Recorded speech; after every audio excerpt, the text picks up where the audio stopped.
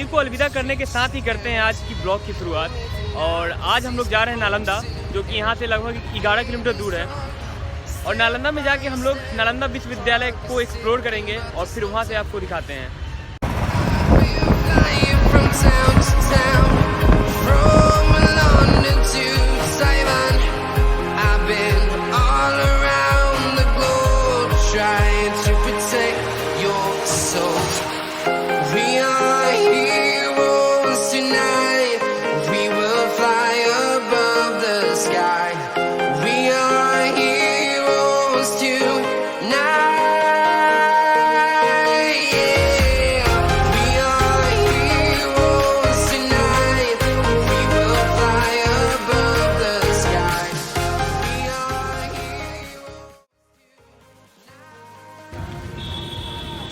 ये नालंदा के main entrance द्वार पे हम लोग पहुँच चुके हैं।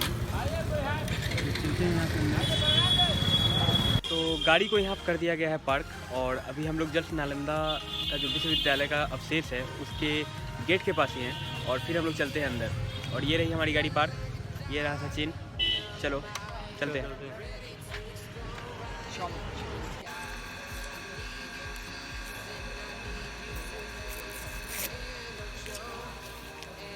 ये हमने टिकट ले लिया और फाड़ भी दिया, और टिकट लेके फाड़ भी दिया। एंट्री का टिकट सर 40 रुपीज़ ओनली। ये रहा पहला नज़ारा नालंदा विश्वविद्यालय के अवशेष का।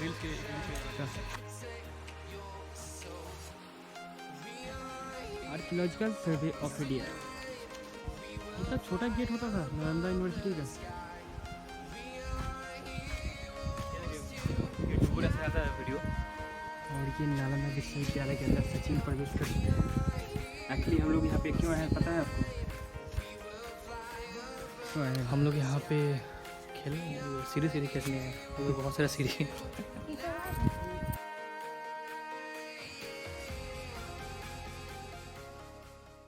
ये नालंदा विश्वविद्यालय है। पूरे एशिया महादेश में 3 बड़े विश्वविद्यालय थे, तक्षशिला, नालंदा और विक्रमशिला। तक्षशिला पाकिस्तान में रावलपिंडी के पास है, जहां से चाणक्य का संबंध रहा। नालंदा आपके सामने है, जहां से हुएनसांग, सीलभद्र आदि का संबंध रहा। विक्रमशिला विश्वविद्यालय भागलपुर के पास में बिहार में है। सर ये नालंदा विश्वविद्यालय है।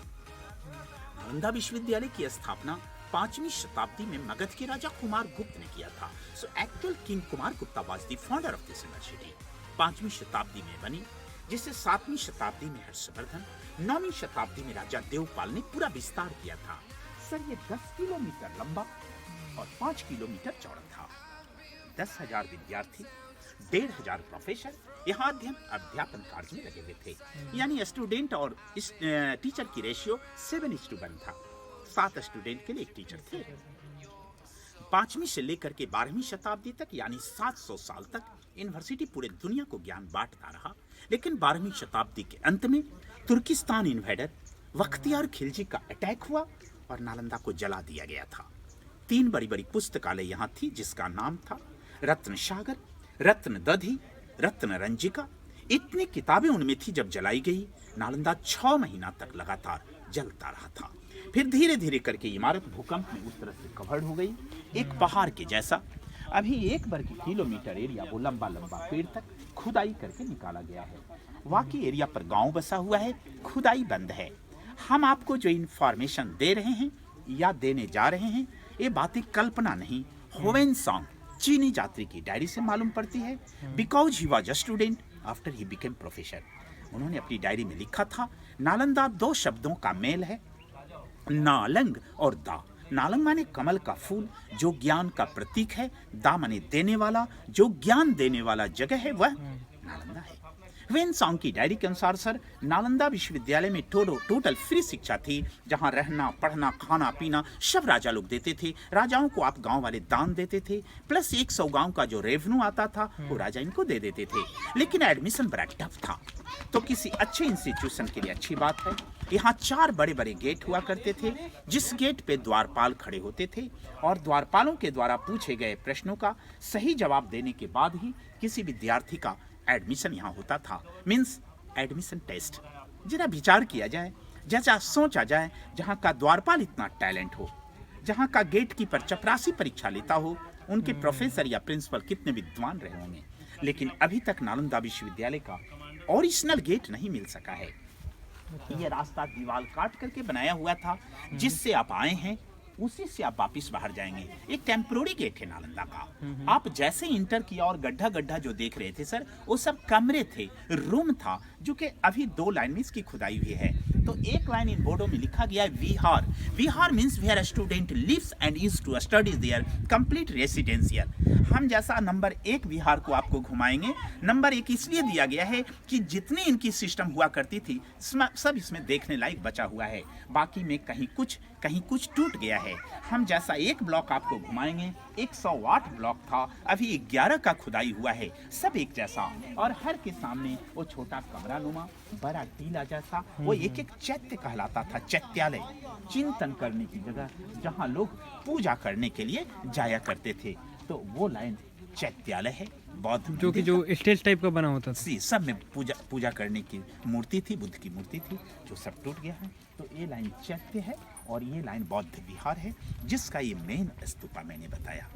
तो नालंदा टोटल अभी मात्र ये लगभग 10% हम लोग देख रहे हैं। 10 किलोमीटर में मात्र 1 किलोमीटर, बाकी एरिया पर गांव बसा हुआ है, इसलिए खुदाई बंद हो गई है। जी, दीवार की मोटाई आप हर जगह देख रहे हैं सर, कम से कम 3 फीट, अधिक से अधिक 12-12 फीट तक चौड़ी दीवारें हैं, जिससे नेचुरल एयर कंडीशन बना होता था।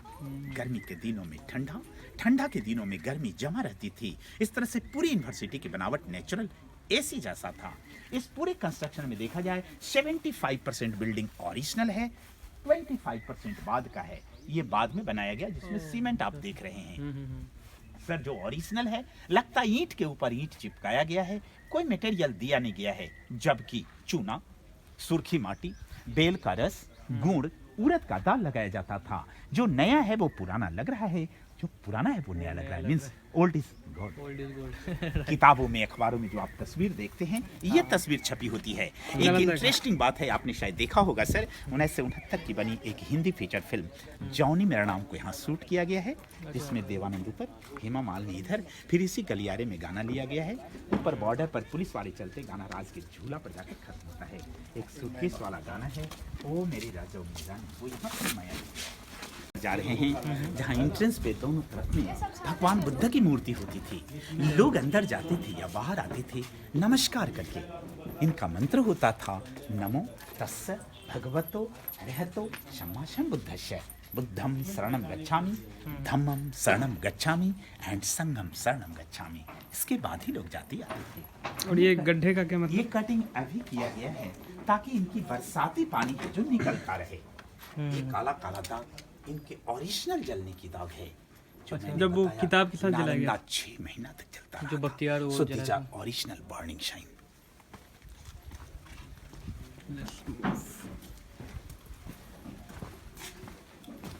ये सब लकड़ी वाला काम अभी किया गया है, व्हील चेयर आने के लिए। ओह अच्छा। और ये नाला वगैरह जो है, अब हम एक हॉस्टल के अंदर आ गए, जहाँ 2 बाथरूम होता था। ये दोनों स्नान घर है, जहाँ लोग कुआं से जल ला करके स्नान करते थे।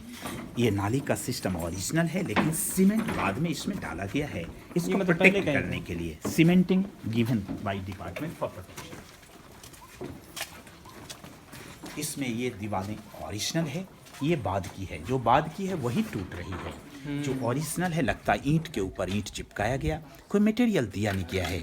जबकि चूना, सुर्खी माटी, बेल का रस, गुड़ और उड़द की दाल लगाई जाती थी। जो नया है वो पुराना लग रहा है, नया वाला ही यहाँ खड़ा है, जो पुराना है वो नया लग रहा है, मीन्स ओल्ड इज गोल्ड। ये ओरिजिनल दीवारें हैं इनकी। ये बात यहाँ प्रूव होता है कि ओल्ड इज गोल्ड। एक हॉस्टल के दक्षिणी पश्चिमी कोने से एक सीढ़ी था, जो इनके ऊपरी इमारतों तक जाता था, लेकिन ऊपर की पूरी बिल्डिंग टूट गई है। 9 सीढ़ी के बाद ये टूटा हुआ है। इच्छा हो तो थोड़ा चढ़ के आइडिया आप देख लीजिए।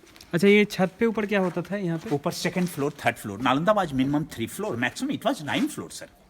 और उस टाइम पे किस टाइप का छत होता था? लकड़ी का। लकड़ियाँ जलने के कारण छत कहीं नहीं देख रहे हैं, सब मतलब ध्वस्त हो गया जी। तो यहाँ पे बहुत कुछ जानने को मिला। अभी क्या इतना कुछ पता था हम लोग को? बिल्कुल भी नहीं। तो अच्छा हुआ जो हम लोग गाइड यहाँ बता रहे कि 9 फ्लोर्स था, है ना ऐसा? अब अभी तक मुझे लग रहा था ना कि इसके ऊपर बस 1 फ्लोर होगा और वो भी मतलब पहले के ज़माने में तो छत वगैरह ये सब सिस्टम था नहीं, 9 फ्लोर जाएगा कहाँ, लेकिन फिर भी अभी पता चला कि ये 9 फ्लोर का था। चलते हैं फिर और आगे। और बहुत मजबूत दीवारें हैं। ये जगह जगह पे वहाँ डेट लिखा है। ASI archaeological survey of India 1960-61 में सीमेंटिंग का काम किया। यह एक दीवार कमरा की मोटाई इतनी है जी, ये इतना कम से कम 3 फीट, अधिक से अधिक 12 फीट तक। सब में सर बड़ा बड़ा लकड़ी का दरवाजा जिसकी चौखट होती थी। दिस वाज लाइट शेल्फ, ये दीपक रखने का जगह है। दिस वाज बुक शेल्फ, ये किताब रखने का जगह है। एक कमरा एक लोगों को प्रोवाइडेड था। सब में छत था लकड़ी का, जल गया। ये काला काला दाग जलने वाला दाग है। आप जैसा एक कमरा देख रहे हैं ऐसा 108 कमरा एक ब्लॉक में है। और ये मतलब एक ब्लॉक है यहाँ का, यह एक कमरा है और ये एक ब्लॉक को हम लोग घूम रहे हैं। ऐसा 108 कमरा था एक ब्लॉक में और 108 ब्लॉक था टोटल। यानी हम लोग जो एक रिलीजियस नंबर 108 मानते हैं, इनका भी बेसिक कंसेप्ट। अच्छा इस टाइप में इस साइड जो था दीवार है, इधर भी मतलब कमरे हुआ करते थे या बस दीवार है? उधर देखेंगे सर क्लासरूम वगैरह है। अच्छा, ये पार्टीशन है।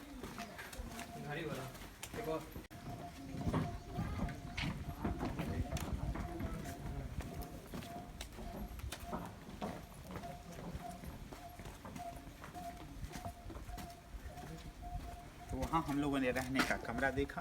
This was the lecture hall and this was the lecture stand. यहाँ से टीचर इनको पढ़ाते थे। पत्थर की जगह पिलर था जिससे इनकी छतें टिकती थी। मानी गुरुकुल सिस्टम इनका पढ़ाई होता था। वो बगल में देखिए चूल्हा है। अभी भी देहातों में बड़ा बड़ा फंक्शन होता है, ऐसा ही चूल्हा बनता है। नीचे से काठ की लकड़ी जब लगाई जाती थी, क्लास चलते वक्त लोग वहाँ प्रैक्टिकल का काम करते थे। माने अष्टधातु की मूर्तियों को जोड़ते तोड़ते गिलाते थे। सुबह शाम लोग खाना बनाते थे। जाड़े के मौसम में हाथ सेकते थे। बाकी समय में आयुर्वेदिक दवाई बनती थी। इस तरह से सर रहना पढ़ना खाना पीना छात्रावास के अंदर होता था। ये जगह जगह पर धनुष का चिन्ह मिला है जो राजा कुमार गुप्त का राजकीय चिन्ह था।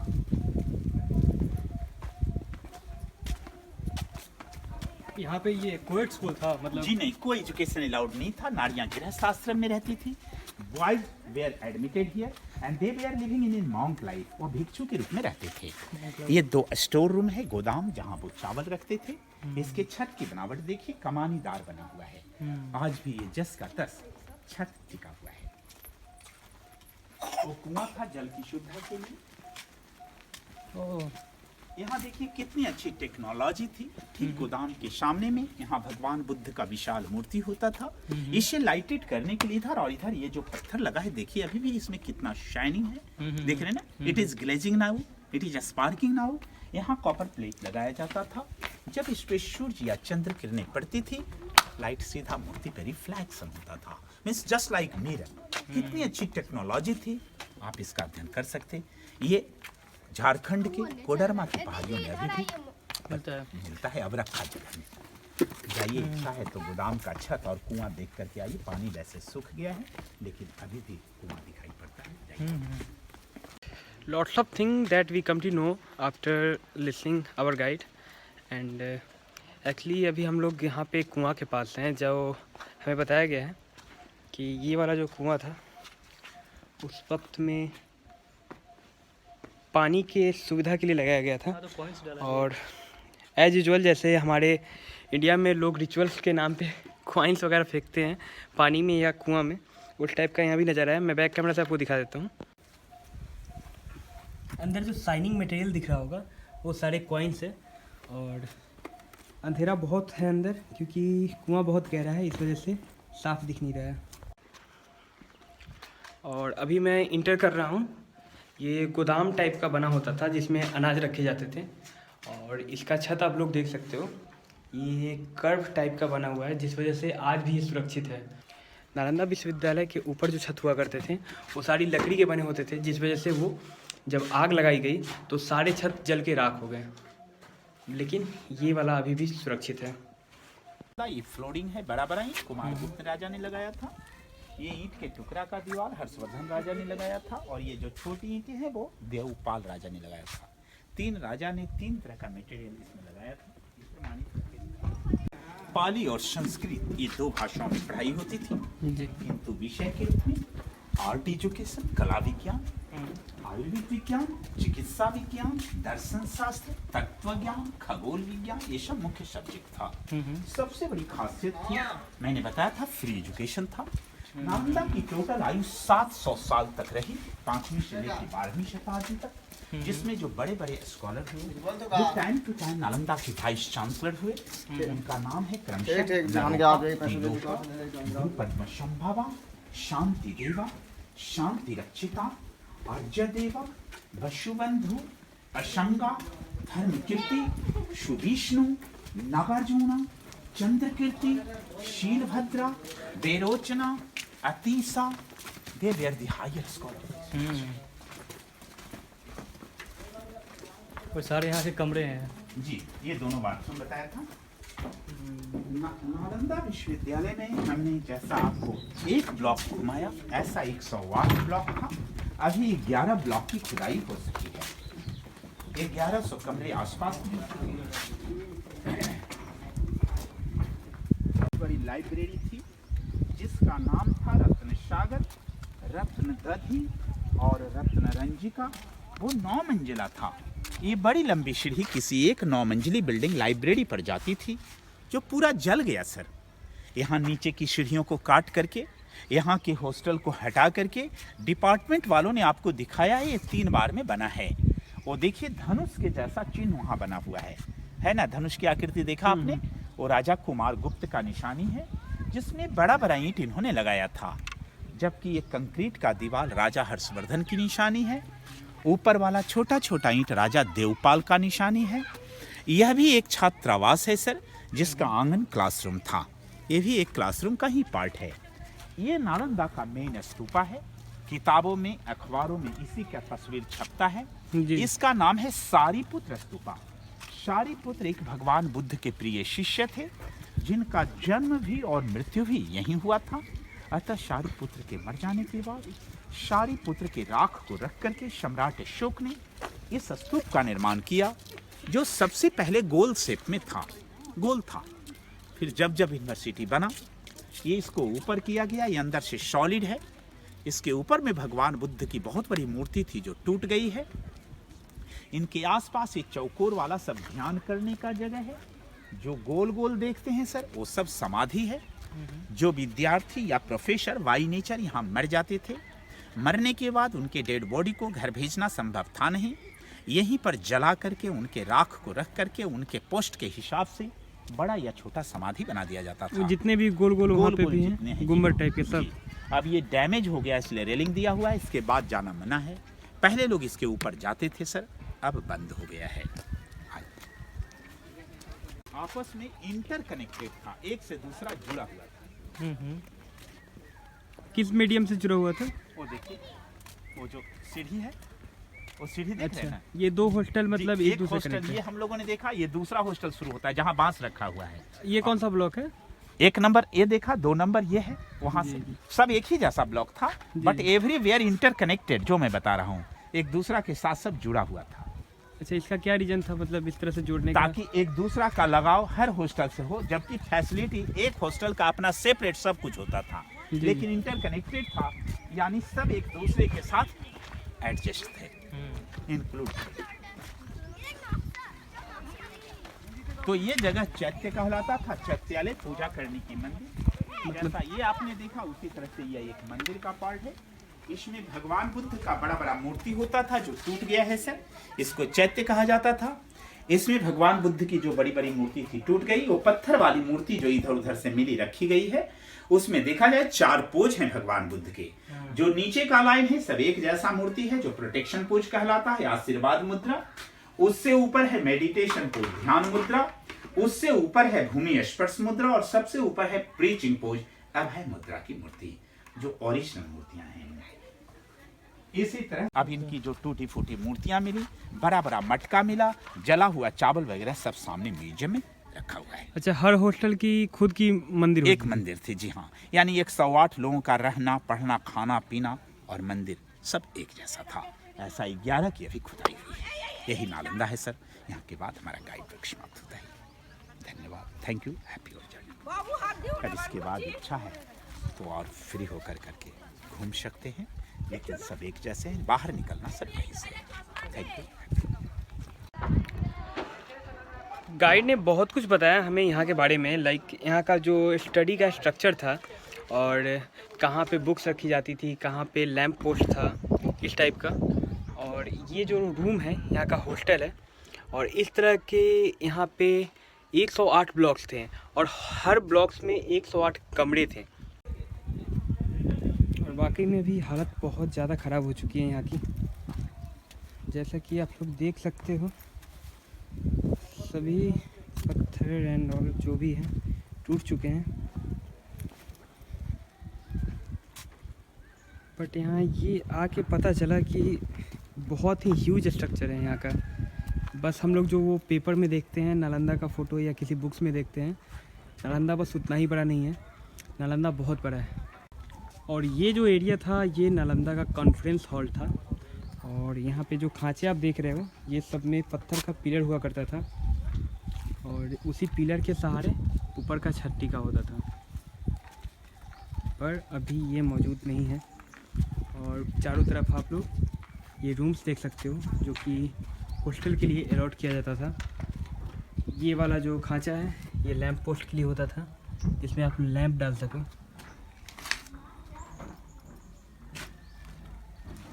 रूम के अंदर यहाँ पे ये बुक शेल्फ दिया गया था और ये रहा छोटा सा रूम जो उस वक्त का है।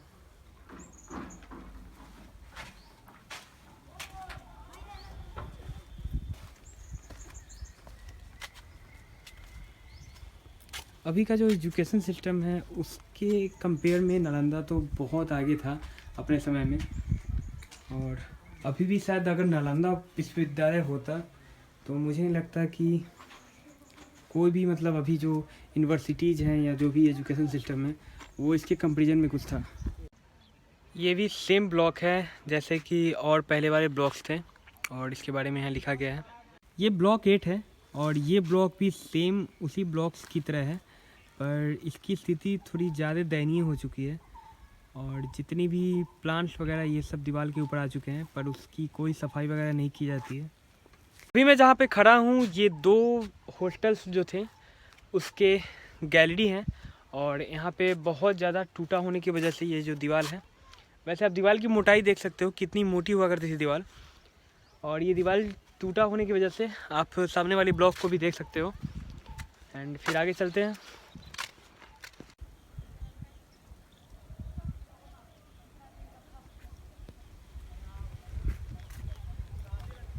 और ये वाला जो ब्लॉक है ये शायद सबसे नया निकाला गया है ज़मीन की खुदाई के बाद, और इसके सारे जो पिलर्स हैं वो अभी तक बचे हुए हैं।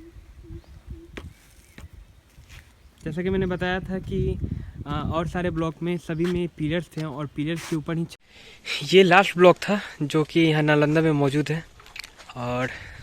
और भी बहुत सारे ब्लॉक्स थे बट उसकी खुदाई नहीं हुई बिकॉज उस पर गाँव बसे हुए हैं, तो गाँव को उजाड़ के और अवशेष को ढूंढना, गांव को उजाड़ के अवशेषों को ढूंढने का कोई मतलब नहीं है।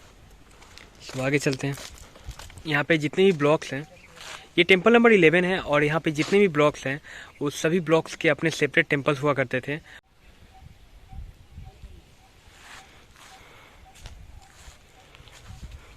ये जो गुंबदनुमा स्ट्रक्चर बना हुआ है इसके बारे में कहा जाता है कि ये किसी न किसी जो यहाँ पे काम करते थे या यहाँ पे पढ़ाई करते थे वो किसी नेचुरल डेथ से या किसी कारणवश उनकी मृत्यु हो जाती थी तो उनकी इस तरह से समाधि बना दी जाती थी उनको जलाने के बाद। इसलिए किया जाता था क्योंकि यहाँ से डेड बॉडी को उनके घर तक भेजना पॉसिबल नहीं होता, क्योंकि पुराने समय में ट्रांसपोर्ट इतना तेज़ नहीं हुआ करता था।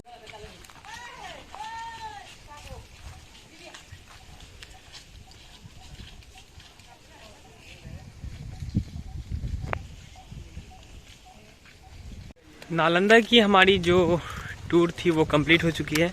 हमने अंदर जा के बहुत सारे ब्लॉक्स को देखा एंड पूजा स्थल को देखा, और चलते हैं हम अपने नेक्स्ट लोकेशन पे जो कि है जल मंदिर पावापुरी का। फिर वहाँ जाके आपको दिखाते हैं वहाँ का नज़ारा।